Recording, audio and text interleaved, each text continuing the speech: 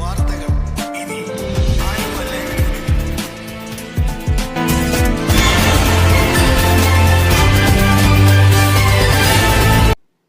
പെരിയാറിലെ പരിശോധന മനഃപൂർവ്വം വൈകിപ്പിച്ചെന്ന ആരോപണവുമായി പെരിയാർ മലിനീകരണ വിരുദ്ധ സമിതി. പെരിയാർ മലിനീകരണവുമായി ബന്ധപ്പെട്ട് ഹൈക്കോടതി നിയോഗിച്ച അന്വേഷണ സമിതിയുടെ രണ്ടാം ദിന പരിശോധനയിൽ റെഗുലേറ്റർ ബ്രിഡ്ജിലെ അകത്തെ പുഴയിൽ പ്രവേശിക്കാനാകാതെ മടങ്ങി. പാതാളം റെഗുലേറ്റർ ബ്രിഡ്ജിലൂടെ ബോട്ട് കടന്നുപോകുന്ന ലോക്ക് ഷട്ടർ തുറക്കാൻ കഴിയാതെ വന്നതാണ് പരിശോധനയ്ക്ക് തടസ്സമായി വന്നത്. സമിതി രാവിലെ പരിശോധനയ്ക്കെത്തുമെന്നുള്ള പ്രതീക്ഷയിൽ ഇറിഗേഷൻ വിഭാഗം ബ്രിഡ്ജിനകത്തേക്ക് പ്രവേശിക്കുന്നതിനുള്ള ലോക്ക് ഷട്ടർ 6:30 തുറന്നിരുന്നു. സമിതി വരാൻ വൈകുന്നതിനിടെ ഷട്ടർ 10 മണിയോടെ താഴ്ത്തി. പിന്നീട് സമിതി പരിശോധനയ്ക്കെത്തിയ സമയം ഷട്ടർ വീണ്ടും തുറക്കാൻ കഴിഞ്ഞില്ല. ഇറിഗേഷൻ വിഭാഗത്തിലെ മെക്കാനിക് വിഭാഗം അസിസ്റ്റന്റ് എഞ്ചിനീയർ ശ്രീജിത്തിന്റെ നേതൃത്വത്തിൽ ഷട്ടർ ഉയർത്താൻ ശ്രമിച്ചെങ്കിലും സാധിച്ചില്ല.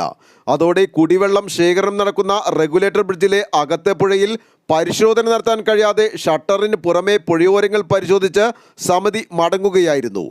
പുഴ മലിനീകരണത്തിന് കാരണമാകുന്ന ആരോപണം നിലനിൽക്കുന്ന പല പ്രധാന ഭാഗങ്ങളും പരിശോധന നടത്തേണ്ടതാണ് ഇതിലൂടെ മുടങ്ങിയത്. ഷട്ടർ തുറക്കാൻ കഴിയാതെ വന്നതിന് പിന്നിൽ ദുരൂഹതയുണ്ടെന്നാണ് പരിസ്ഥിതി പ്രവർത്തകരുടെ ആരോപണം. ഇറിഗേഷൻ വിഭാഗത്തിലെ മെക്കാനിക്കൽ വിഭാഗത്തിന്റെ തികഞ്ഞ അനാസ്ഥയാണെന്ന ആക്ഷേപവും ഇവർക്കിടയിലുണ്ട്. ആലുവ ലൈവ് ന്യൂസിനു വേണ്ടി സിദ്ദീഖ് കാരക്കാടനൊപ്പം സനൂപ് കളമശ്ശേരി.